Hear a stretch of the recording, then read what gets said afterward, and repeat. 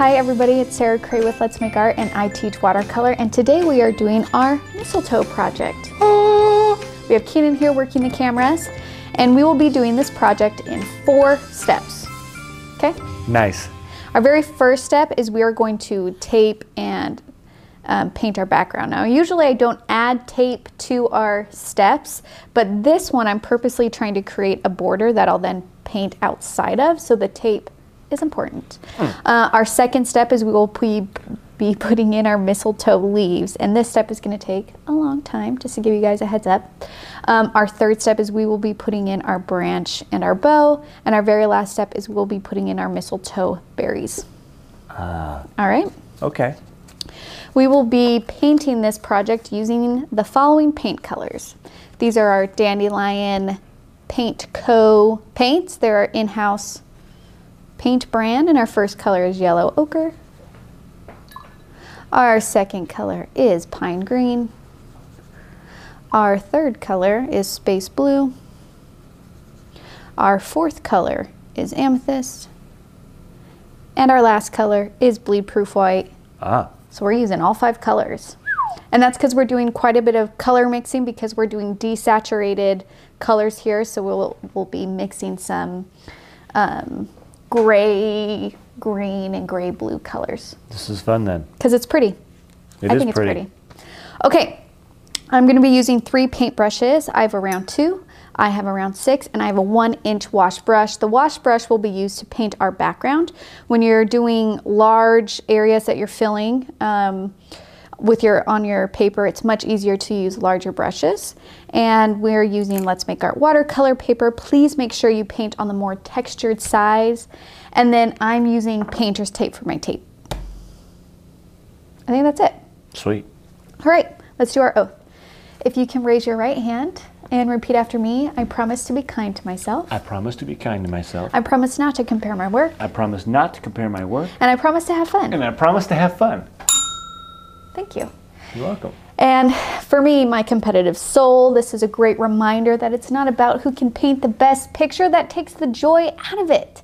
And I've had some conversations with people who said, you know, I'm not really competitive, but I'm hard on myself. I'm critical of myself. And I think that that's where the I promise to be kind to myself part comes in. Sometimes when we're painting, our expectations for ourselves are so high that when we don't reach them, we just get mad, and then this is not an enjoyable process. But a lot of the time, those expectations we have for ourselves are simply not realistic. They're too high or too intense. And so this is just a reminder that when you paint and when you create, it's best to let your curiosity guide you instead of your expectations for yourself, because then you have a little bit more freedom. You know, creativity thrives in a place when there's comfort and there's not a lot of fear, and there's you are trying to answer questions or be curious or playful, or you know, having fun with a friend, you know, all of those things. It's a little bit easier to let loose, and we can't thrive and create when we're so being mean to ourselves, mean to other people, if we're afraid, all of those things. They're natural feelings. I think a lot of people feel them, and let's just acknowledge them and have fun. Yeah. All right. That's how I treat diets. What? Just make it, just be loose with your food. Just eat whatever you want. Don't let it get you down. Brownies are for everyone. Yes. I wholeheartedly agree with that. I don't think we've ever agreed on anything more. No. We can't delve into the types of food, but That's the true. idea behind food, yes. That is true. Okay, so we're going to start on our very first step. I've already taped my paper. I used a thicker tape so I can have a thicker border because I wanted that border to show up. However, this is your project. You don't even have to do a border. And maybe I'll point this out because maybe you guys would like this or not. I did a border, and I purposely painted the branches and the mistletoe coming out of that. Can you see it actually maybe on the close-up better? Because that's a really light value. They might not be able to see that. There we go. So, and I think I'm just I wanted to show you guys that you can play with your composition. You can play with things moving in and out of a painting, of borders, of edges. just kind of really giving you permission to do whatever you want in a painting.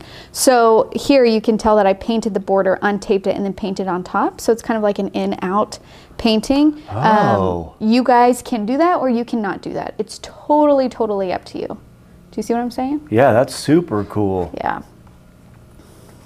One of the first experiences I had with watching people play with composition like that, I went to an art museum and there was like this, I can't remember who the artist is. I feel like it was from a local college or something, but there was an artist, and I ended up doing something similar later in my college career, but he took a photograph and he cut out different pieces and then he layered plexiglass and then put different elements of the photograph on that plexiglass. So it was a photograph turned three-dimensional due to these layers of plexiglass. I think it was like of a girl swinging or something. So she was far away and then the bushes and the trees were kind of being layered on top. So it really gave this sense of depth. I thought it was so creative. Yeah, it blew my mind. I was young when I saw that, but I was just like, that is so cool. You know when you see something and it kind of just like cracks your mind open and you're like, the possibilities. Yes. I did something similar where I layered transparent, you know vellum, which is like that transparent paper, like tracing paper almost. Yes. I printed on vellum and then I layered those. So it was semi-transparent, but it kind of had like this misty, foggy feel. If you watch the movie Iron Man, never heard of it, you'll see something you literally just described in the movie that he creates. Oh, that's cool. He's pretty artistic. You might like Iron Man. I feel like he stole that from me. Okay. Just kidding. All right, just kidding. So we're gonna start with our first step, painting our background. I'm gonna make a desaturated blue. So I'm gonna take space blue and I'm gonna take a little bit of yellow ochre, just a little. And it's gonna create this like turquoisey color. And then I'm going to add water to it to lighten up that value. And if you guys want to paint your background a little bit darker than I did, I say go for it. That will make the berries and everything pop out more. So I'm going to try painting mine just a little bit darker. Don't do it too dark though, because we still have to paint on top of it with our leaves. And I'm going to take my 1-inch brush and just paint across horizontal brush strokes with this color that I mixed.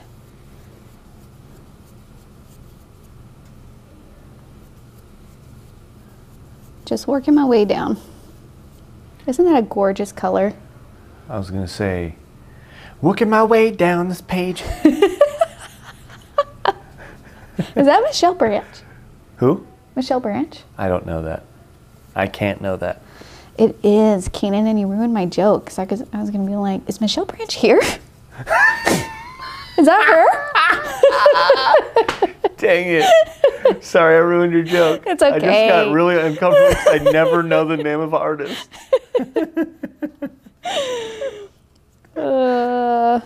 Is that Michelle Branch? You're like, I don't know. You know what's so funny? I've done that before, and that just always goes over my head because when I was a kid, I was in Boy Scouts and we did a cycling merit badge, and there was this one guy that came with us. He was an adult and he was always riding his bike, and so he was a machine, and I was one of the first youth up the hill. And he's like, what'd you say your name was? Neil? I was like, Keenan. He's like, Armstrong? I was like, Aitchison. I did not get it at all. He's like, no, never mind. That's funny. Okay, so it's just a light wash, light turquoise wash we have going here. You want to make sure you get all the way to the edge. All right. And then we need to let this dry. Now, while we're letting this dry, we can practice our mistletoe leaves. So I'm just going to take my scratch paper here. Now on your palette, I want you guys to mix a bunch of different kinds of greens. So we have pine green here, which is a great green. It's a cooler green, which means it leans more towards the blue side than the yellow side. So I have pine green to begin with. Voila. And then I'm going to take some pine green and I'm going to mix some yellow ochre to it. Now I have this nice warm green. But this warm green, I'm going to do a desaturated version. So I'm going to keep this warm green and I'm going to do pine green and yellow ochre. And then I'm going to take some amethyst. And now I have this really gorgeous, like almost forest green. Okay. And now I'm going to take some pine green and some space blue. Now I have this really pretty, like turquoisey green almost, like nice and full. You see all those different greens here? So the reason why I'm doing all these different greens is so I'll have this kind of, these colors ready to go. And because for me, when I'm doing lots of leaves in a painting, to make it more visually interesting is I try and mix up the colors and I try and mix up the values. So you can see here that I have really dark leaves, really dark values, and then I have really light ones as well. Okay? So just keep that in mind as you're painting and playing. So let's just start. So these are almost like teardrop shaped. Now in my looking at different leaves, different mistletoes, there's a bunch of, what is that word? Different shapes. Nope. Hold on. Partitions. Nope. Gosh. Practicalities. Give me a second. What is the word? Genres. Kind of like that, but not genres. Breeds. No. Species. Species. Species. I think is the word I'm looking for. Anyways, so there's some that have slightly different shaped leaves. And then there are also different colored berries. So I know that the decorations we see, they usually are red berries, but there's red berries, there's white berries, and there's even pink berries, I read. Pink. Pink? Yeah. Wow. I know. So that's why we're doing white here. I thought the white would be really pretty. Yeah, I like that a lot. But if you have red paint, do red berries. Totally. Totally. Totally. Okay, so I'm just kind of playing with this kind of teardrop shape. Some can be skinnier, like if they're looking on the side. Just kind of play with it. And when you're first doing these leaves, you're going to be like, no one is going to be able to tell what is even going on in this painting. But don't worry, once we add the stems and the bow, have it hanging down, people are going to get it. You always have to remember with painting that like you can't stop halfway through, because you have to give your painting a chance to like build and be something. If you give up on it halfway through, it's like cooking a meal and then like stopping halfway through and just being like, oh, this meal isn't going to be good. Well, you know, the meat isn't finished cooking yet. Yeah. Got to finish cooking it. Finish roasting those vegetables. Yeah, you got to get the potatoes have to be soft. Yes. With a little bit of crunch. Put a little salt and pepper on it. Yeah, that only happens with time. Give it a chance, you know? Okay, so those are my mistletoes. And I'm going to be doing 3 sections, as you can see here. Oh, hold on. Gone. Like it never happened. Like it never happened. Just wipe it up. You can time travel. Okay, so 3 sections. 1, 2, 3. So there's going to be like just 3 going down from each other. Okay? And we'll add the branches in later, so don't even worry about that. Now is this dry? I'm going to... Is this still plugged in? Negative, Ghost Rider. You got to plug this in. Or you can let it air dry, but I'm going to use a heat gun. So I'm just going to start probably like 1.5 inches to 2 inches down off my paper, just because I want to make sure I leave room for the branches. And we have a bunch of different greens mixed. They're starting to blend together. I don't really get mad when things like that happen, because I can still pull from there, you know? Yeah. But if you do not like it when your things blend together, I don't know if this palette is for you then, you know? What? But can't you just remix a little bit? Oh yeah, okay. And you can space them, like I didn't space these out. I put them right next to each other. And there is, all of these butcher palettes have a center that comes up a little bit. That's because you're supposed to put the paint on the edges. And so it kind of helps keep all the paint. So when you put puddles of paint in the middle of your butcher tray palette, it's going to go off to the sides. They just want to be friends. They do. I get it. Challenging friends. Okay. All right, so I'm just going to start, like, let's say my middle is here. I'm going to have some going this way. Boop. And then after I paint a color, I like to just dip my paintbrush and get different values. Ah, the same color. So just the same color. And you can have these touching, you can have them overlapping, like,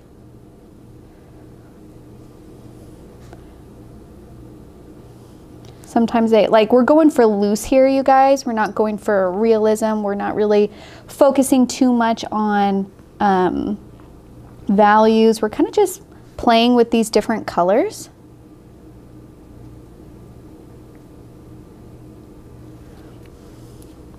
Need some more yellow to get some of these really dark. There we go. And actually what I love about this kind of process is it kind of reminds me of like the wet on wet of the dots. We did that for a warm-up, didn't we? Like in our beginner series. Mm-hmm. So it's kind of like that same. That was my favorite line of thought of like, yeah, we'll let some of these touch and sometimes the colors will blend and bleed. Like, look at this. Look at what's happening here is you're getting these gorgeous colors. And we're really celebrating watercolor for what it does, you know, like it's so funny because the first time I tried painting watercolor, I didn't understand. I didn't understand how to use it and I got so frustrated and I ended up using it like an acrylic paint. There was no value changes. I was just using so much paint and it was an even value and I just really didn't understand how to use it, so I really disliked it. I really did. And it was a watercolor class in college actually. I took one, gosh, how many years ago? I don't know how many years ago. 30. And I, like that whole class, wow, Keenan. That whole class I really couldn't understand. I didn't really get watercolor until I picked it up again like 5 to 10 years later. Dang. So I took an entire class not really understanding how to use it. And it clicked when I realized that essentially you have to view water as if it is a paint color. You have to view water not only as a way to keep your brushes clean, but you're celebrating the water aspect of this paint. You're celebrating that these colors blend and bleed together. You're celebrating that you get variation. You're celebrating the accidental textures and these moments where they run into each other when you don't even mean it. I mean, look at our salt trees project. Like, that was insane. Seriously. With so minimal effort, like literally paint, salt, let it dry. Did its own thing. And it wasn't until I really recognized the value of that medium and appreciated it for what it was, for what it did, instead of trying to make it be something that it wasn't. I wanted it to be acrylic. I wanted it to be oil. And so when it didn't react that way, I was really mad at it. But it's not supposed to be acrylic or oil. It's its own paint, you know, and just taking the time to recognize that it's doing what it's supposed to do. You just needed to have it marinate. Yeah. That's all it was. Okay, so there's one section of my mistletoe, and I'm going to move on to the middle section. You can see here I have a bunch of different colors, different values. They're bleeding into each other. Gosh, it's gorgeous. I really love it. Okay, now when I say 3 sections, your brain might automatically want to do 3 chunks, but we don't want it to be so clear that there's 3. We don't want it to be like 1, 1, 1. We want these to kind of overlap with each other. Let them run into each other a little bit. Don't keep them too far apart, because that will create, we just want it to kind of feel like a full like chunk while still honoring the branches, but we don't want it to feel like 3 separate things hanging, you know? Yes, to find balance. Yeah, so just kind of, so you can see on my palette here, it's just a green mixture mess. And that's my favorite way to paint, because then I know that my colors are unique. I know that they'll be different every time. And for me, I think that's really fun. Do you know who else is a green mixture mess? The Hulk. Yep. Thank you, Keenan. You're welcome.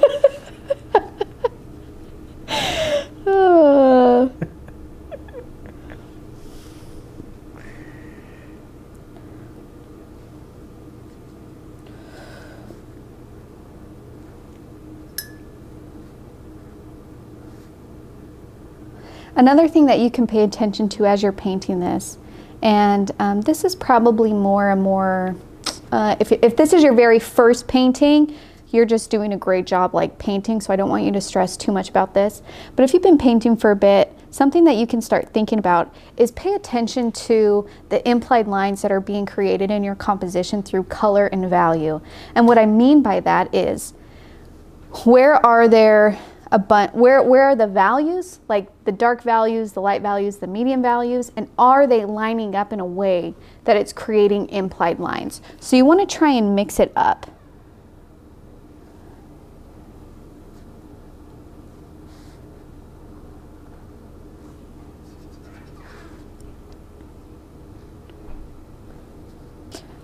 So that's something you can look at when you're looking at the colors and the values. So the reason why I'm calling that out is I'm looking at these three right here.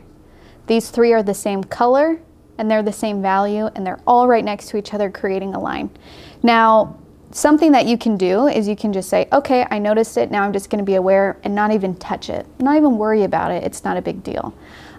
Or what you can do is you can lift up some colors. So I'm gonna put water in the middle one, and then take my paper towel or towel here and just lift. Look at that. Ooh, and it has that. Yeah, that's good. That's good. You can even, like when it's wet, you can even drop in color on some of these and even do multiple colors. Like maybe this has like a blue edge or something. You know what I mean? Like really allow yourself to play with these different colors that you have going on here. Yeah, get weird with it. Get weird with it. Get weird. Welcome to Watercolor Day. It's Get Weird with It Wednesday. Get weird with it Wednesday. Yes, or like Wonky Wednesday. Yeah, Wonky Wednesday. Tomorrow's Throw It Away Thursday.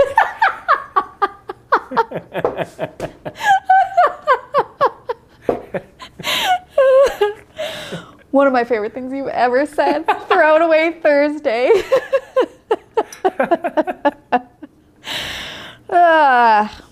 That was good, Keenan. Thank you, thank you. Okay, and so I noticed too that I want some even more desaturated color. So I'm just mixing straight yellow ochre with my amethyst, and that's creating like a really gray, almost yellow ochre, which against this blue background is actually really pretty. You see this color? It's kind of like a brown almost. So you guys get to choose, like maybe you really love vibrant color and you don't like that I'm desaturating all of this and you would rather just use like that straight pine green and mix that straight with the space blue or the yellow and you'll get these really vibrant colors. You have the right to do that. This is your painting and you're the artist, and the choices that you make are right choices. And if they're not, then you learn something for the next time that you paint. So much I think of being an artist is learning how to trust yourself and being okay with making decisions, feeling like you don't have to ask permission to try something new and just going for it. That's really why I love teaching kids too, is because like kids have this wonderful ability to just be super confident in what they're doing, and they're like so proud of themselves. You know what I mean? So like, you know, when I teach watercolor workshops and, you know, sometimes moms or parents will bring their kids and like 9 times out of 10, that kid is not listening to what I'm doing and they're asking for just more paper and more paint. And I just give it to them because that confidence, like that's the magic, that excitement, that curiosity, that love, that is what drives you to create. And kids are born with that. They have it in them.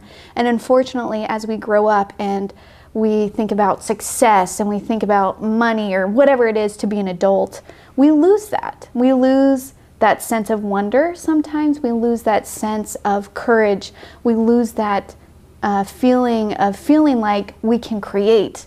We're too afraid. Because creating is vulnerable. It's scary. It's putting ourselves out there, especially with art, because it's so visual.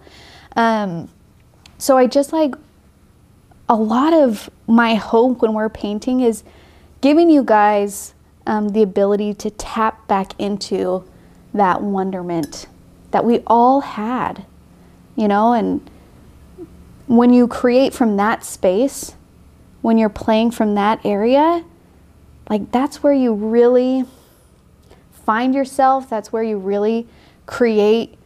That's where you find your style. And so like my goal with this, not only is to give you the tools. So then like you feel confident going and making whatever you wanted. At least you can understand how to use this paint. At least you can understand why we put values where we do, or the shadows of things, or how to create form. I really feel like if we have the information, sometimes then it's less scary. And when you feel like you're not having to figure this out by yourself, you know? It's so helpful to know you're not alone. Yeah. And that's why we have that Facebook group and community. That's why we ask you guys to join that, because when you have people that you know that are experiencing what you're experiencing and struggling like you're struggling, and at the beginning stage or at the middle stage, or you don't even know what stage you're at because you don't even know what's going on, like, it's just... I can't even read. That's the stage I'm at. Yeah. Whoa. You don't need to read to paint. That's why I like pictures. Perfect.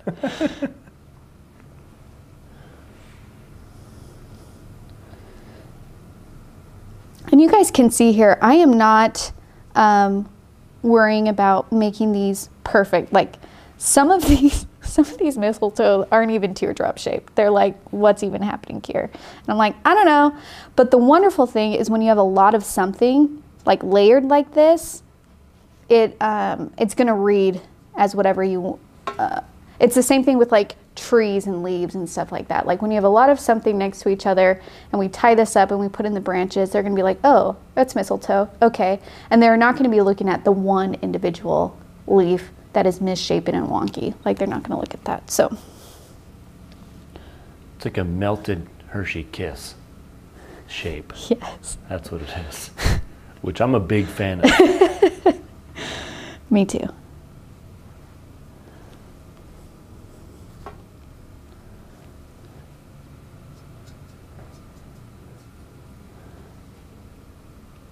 Just going back in and kind of adding some dark values in some spaces.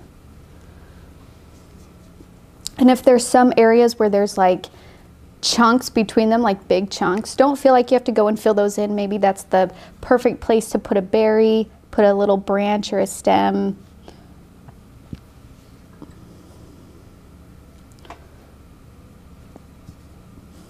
And this is kind of where we're going to start to finesse our overall composition of our mistletoe. This is where we're going to say, okay, is this centered on my paper? Is like, what is the overall shape? Basically, we want it to be kind of roundish, like this, that hangs down. I say all of this while telling you that you don't have to follow what I say. Maybe you want it to read as flat. Maybe you want it to feel like it spans out. But for me, I'm picturing that mistletoe that hangs in that doorway that's hanging down. So it's going to have a feeling of weight, right? We have gravity to think about. So it's going to be all falling. I just feel like this needs a light value over here. And maybe fill this in over here. Like so. Okay, that feels pretty good. Now remember, you can always add more leaves later. So I'm just now I'm looking to where I'm going to put in my branches. Now these 3 sections are actually pretty far away from each other. So I'm going to add a couple leaves to kind of like make it easier for my branch to be just boop, boop, boop. Does that make sense? Yep. So don't feel afraid if you got to go back in and add.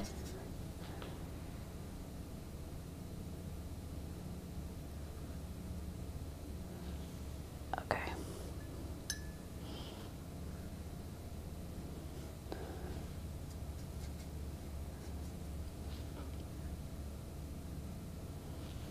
Okay, that feels much more attainable. Okay. So now we're going to mix a brownish color. So I'm going to take my yellow ochre and mix that with my amethyst. Yellow ochre is like a nice gold color. It already is pretty much brown. So I'm just going to take some amethyst that will darken that value. So even though like this is more of a green brown as opposed to like a red brown, okay? Okay. If you want it to be more red brown, if you have red paint, just put a little bit of red in there, or fuchsia would work, or magenta, you know, like a pink would work.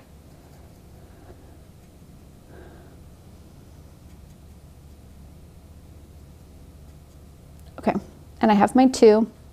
Now, before I paint in my branch, I'm going to untape just the top tape.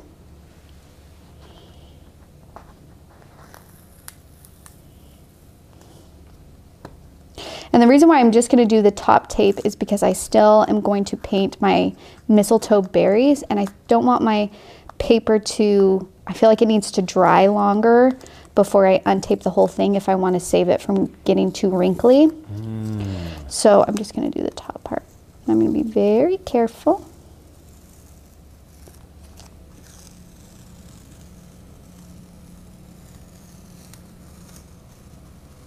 There we go. Leave the rest taped down. Okay. So now I'm going to do my little branches coming off of it.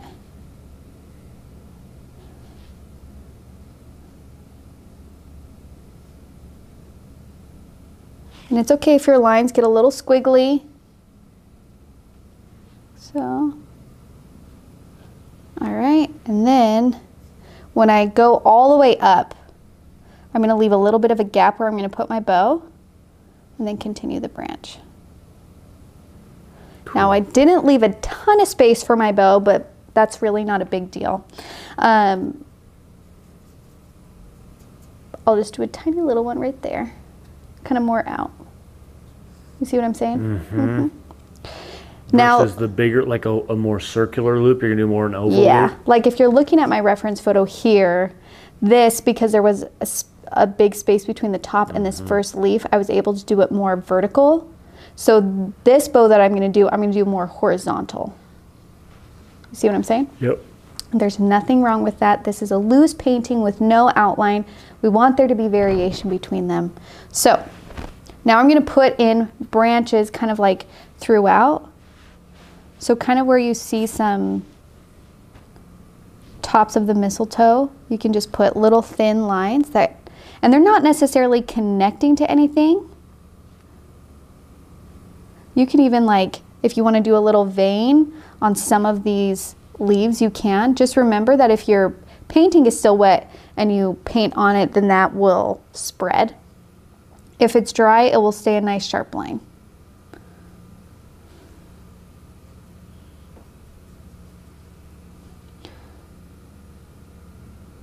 Now it's starting to feel more together, isn't it?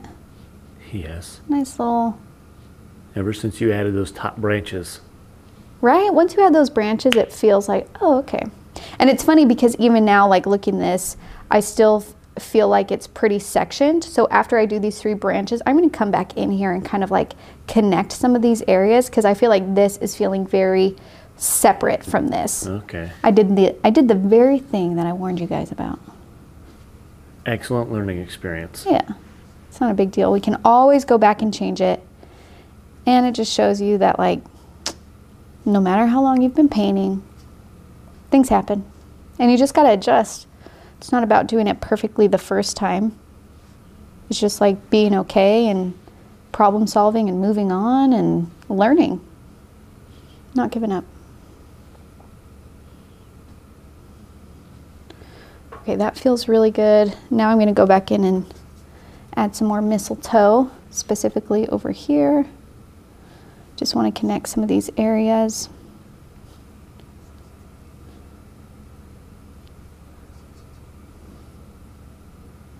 Because even though there's 3 main branches, there's like more branches within that, you know, that are going to kind of cross over from each other.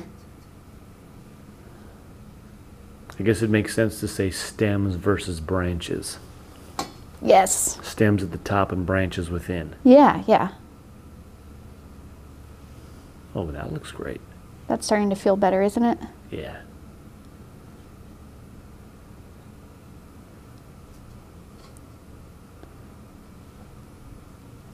And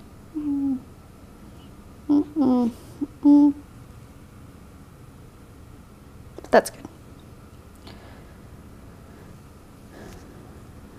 And mind you, not every single one of these leaves did I add a stem to. There are some that are just kind of hanging out, and that's okay too, because maybe the leaf is covering it. Maybe you didn't feel like putting a stem there. Maybe you forgot to put a stem there. It's really not a big deal. I love when they're small leaves like this and you add the what you're doing right now, those detail pieces. That's my favorite. Me too. Sometimes just a little hint of detail is all it really needs to pop. You don't have to make it more complicated than that.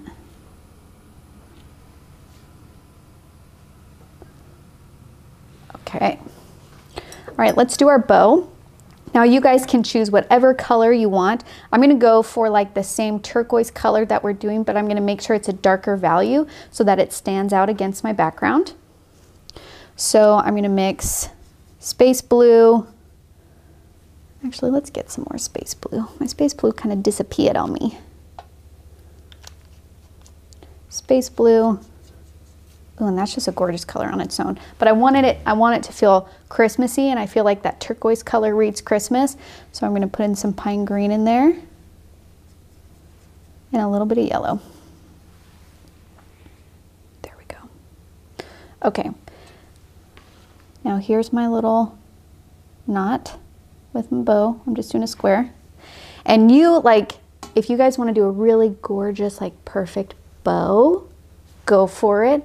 I like, you know, like velvet or satin, like tea stained ribbon. It's kind of like, do you know what I'm talking about? It's very specific for me. Yeah, it's like, it's not very structured and it's kind of like limpy, but it's really pretty. Yeah. Okay, that's kind of what I was envisioning. Maybe like twine. I wasn't going for like those gorgeous bows. I'm going for the handmade bow here. Okay, so I'm just gonna do a curve kind of coming out this way, and I'm letting it wave a little bit. That. I want this to feel, like you made this at home, you know? Like you had a last minute party you planned. Yeah. And you just threw together some mistletoe. Yes. That you found outside. Yes. It might be poison ivy, but it looked a lot like. Don't eat the berries. And then if you want to add like a little bit of like a line right here to show that maybe there's like 2 sides or something, you can. But again, I'm not going for super detailed here. I'm filling in that square. And then I'm going to use that same blue and have like the strings coming down. Oh, cool. And depending on how dark it is, you can either go right over your leaves, or you can try and do it in like any gaps if you have any gaps. But don't like make the bow go too crazy if that's where your white gaps are, because we still have to think about that it's hanging, you know? Like so. Nice. Wow. Okay, now we're on our very last step. We're going to do our berries. So I need you to grab your bleed proof white. And if there's paint on your lid, sometimes I like to use just my lid as a little palette, or you can scoop some into your palette. And I'm just going to pick up some white. And I'm going to paint in some berries. I like to do groups of 3, but you don't have to do groups of 3. Let's do like 2.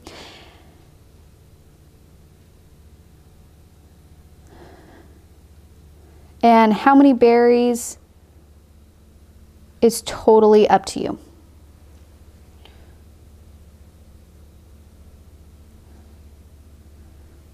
You can even have some kind of hiding behind the leaves if you want. Like all of these I'm painting on top, but if you wanted to do some behind, then you would just like paint around. So for example, if I'm going to do a half berry here, berry there. See how it's kind of around the leaf now? Rather than on it? Rather than on top of it. Behind it, I guess it would be a better way. And then to just give like a hint of shape, I'm going to mix. Let me turn this over. I have some bleed proof white still on my brush. I'm going to mix a little bit of amethyst in there to create a gray color. And I'm just going to do swoops of gray just on the side to show like, yes, this is a three-dimensional form. Just giving it a little bit of shadow. Not too much detail here. Remember, we're going for loose. And I think they even have little like dots on them.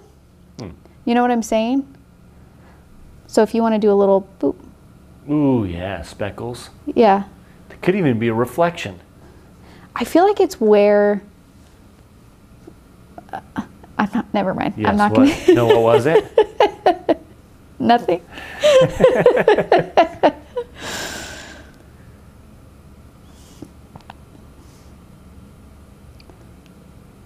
And again, this is your painting. So if you don't like these little gray shadows or dots that I'm adding, you do not have to add them. I felt like they needed a little something to make them one pop so they didn't get lost, and like, you know, that same kind of value variation that we have with our leaves.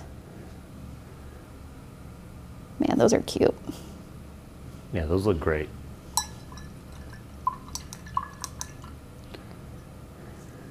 Now, if you were going to use red paint for this, what's a little bit tricky is you already have painted everything. So if you were going to do red first, and you would have either wanted to sketch it out before and then paint around where you were going to do your red berries, you could have used a masking fluid pen to mask off the areas that you wanted to keep red. Or what you can do is, if you want to use bleed proof white, not any of the gray, but put the bleed proof white down and let that totally dry, and then put the red on top. That could possibly work. It might turn it pink depending on how many layers you do and how dry your bleed proof white is, but that is an option. And that's a real thing. What's a real thing? Pink berries. Oh yeah, it is. Okay, this is our mistletoe. Isn't that cute? Yes. You can like paint this and write a little message. Maybe you can even make little holiday cards. You could write, "Meet me under the arch." Yes. The door jamb. Okay, I'm going to... Of the third bedroom. Grandma and Grandpa's house. Make it weird. I'm just ignoring what you're saying because you are making it weird. So I'm like, I'm not even going to respond to this. And hopefully he stops, but you just kept on going. Make it weird Wednesday, you're right. Gosh, look at this blue color. I know, it is so beautiful. I did go darker in my value, and I'm happy I did. I feel like it makes the mistletoe pop more.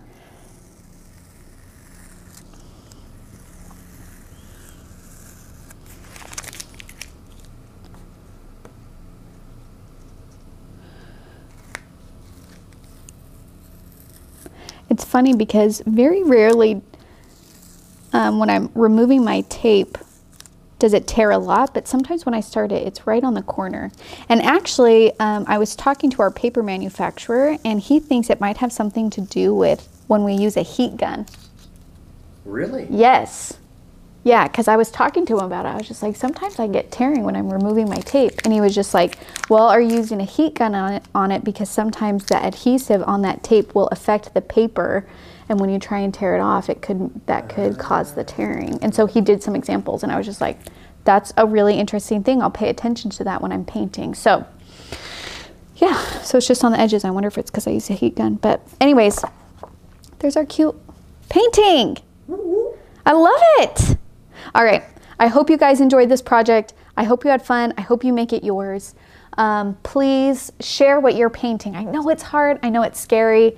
But once you start doing it, it makes it easier to keep on going, and it gives other people courage to do it also. So if you're on Instagram, you can tag us at Let's Go Make Art, hashtag Let's Make Art. If you're on the Facebook,